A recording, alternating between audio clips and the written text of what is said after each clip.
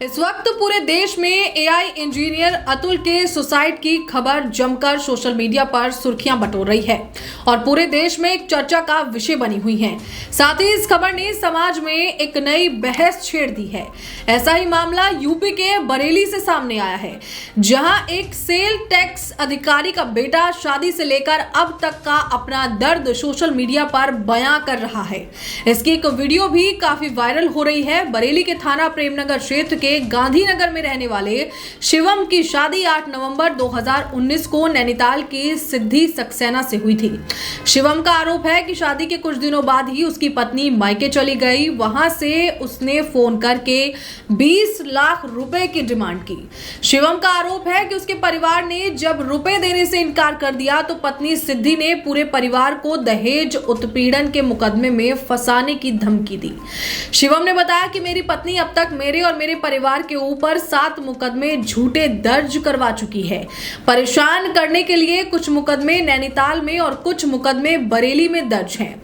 इसकी वजह से कोर्ट की तारीखों के लिए मुझे नैनीताल और बरेली की कोर्ट में जाना पड़ता है।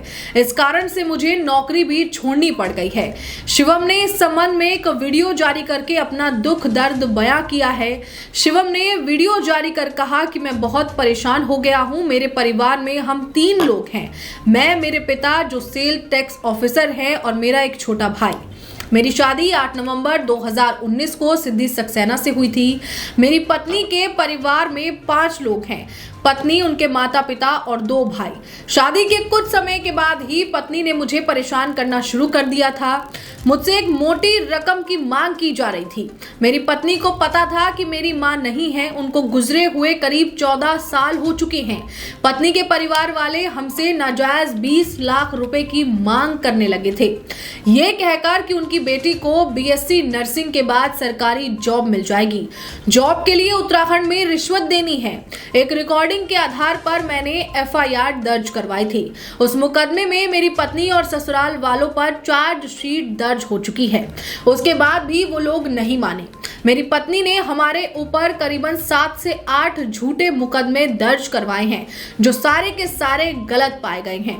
सभी मुकदमों में फाइनल रिपोर्ट जमा हो गई है। परेशान करने के लिए और कुछ समय बाद मेरी पत्नी और उसके घर वालों ने मिलकर मेरे घर का ताला तोड़कर घर पर कब्जा कर लिया। ससुराल वाले लगातार झूठे मुकदमे लिखवाते हैं। मेरी पत्नी ने मेरे पापा के ऊपर रेप और छेड़खानी के मुकदमे लिखवाए हैं। हम लोग अब अपने घर जाने से भी डरते हैं। उन लोगों ने मेरे वकील पर भी हमला करवाया था। मुझे इस तरीके से प्रताड़ित किया जा रहा है कि मैं मानसिक रूप से और शारीरिक रूप से इतना परेशान हो गया हूं कि मैं कहीं जॉब नहीं कर पा रहा। मेरे ऊपर बरेली में और नैनीताल में कई मुकदमे दर्ज हैं। उनमें डेट लगती रहती है। जब मैं कोर्ट में जाता हूं तो मुझे वहां भी परेशान किया जाता है। मैंने कई बार सोचा कि मैं आत्महत्या कर लूं, लेकिन फिर मेरे घर वालों और वकील ने समझाया कि ये रास्ता सही नहीं है। मैं सवाल पूछना चाहूंगा कि क्या कानून और संविधान सिर्फ महिलाओं के लिए ही है? समाज में पुरुष भी बहुत प्रताड़ित है, उनके लिए कोई सहूलियत नहीं है। वहीं इस मामले में शिवम के वकील सुनील सक्सेना का कहना है कि मैं शिवम का केस लड़ रहा हूं, इसीलिए मेरे ऊपर शिवम के सालों ने जानलेवा हमला किया था। इस मामले में आरोपी जेल में बंद है। उन्होंने बताया कि शिवम और उनके पिता के खिलाफ अब तक ये लोग कई सारे मुकदमे दर्ज करवा चुके हैं।